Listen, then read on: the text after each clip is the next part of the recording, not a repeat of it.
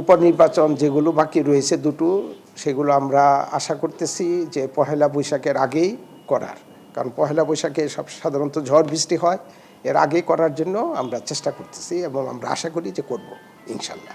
সংরক্ষিত মহিলা আসন তো ভোট অলরেডি শুরুই হয়ে গেছে, কারণ এটা মূলত যারা সংসদের প্রতিনিধিত্বকারী দল তাদেরই নির্বাচন, তারা যাদেরকে মনোনীত করবেন আমরা মূলত ধরে নিতে পারি ওইটাই নির্বাচন। তারা বোধহয় বাইদ ইসলাম শুরু করে দিয়েছে, তবে আনুষ্ঠানিকভাবে শপথের থেকে 90 দিনের মধ্যে এটা করার কথা এবং সেটা ইনশাল্লাহ করব।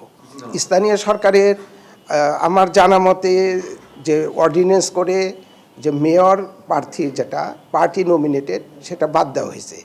এখন পার্লামেন্ট বসবে, পার্লামেন্ট বসার পর এই বিল যদি বা এই অর্ডিন্যান্স যদি রেটিফাই হয়, এটা রেটিফিকেশনের বিষয় আছে, তাহলে সেটা ওইভাবে হবে। আর যদি এটা পরিবর্তন হয় বা আগের অবস্থায় ফিরে যায় তাহলে একরকম। আমরা we are waiting for parliament session.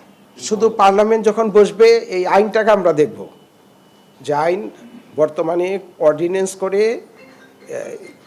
Party নমিনেটেডের বিষয়টা বাদ দেওয়া হয়েছে, সেটা যদি আবার ঠিক থাকে, এই আইনটা যদি পার্লামেন্টও ঠিক রাখেন তাহলে ওইভাবে হবে। আর যদি এটাকে আবার পরিবর্তন করে তাহলে অন্যরকম হবে। কাজে আমরা এখন পার্লামেন্টের দিকে তাকিয়ে আছি। পার্লামেন্টে এই অর্ডিন্যান্সের ব্যাপারে ওনাদের মতামত পাওয়া গেলেই, পার্লামেন্টের সিদ্ধান্ত পাওয়া গেলেই পরে ভোট হয়ে যাবে।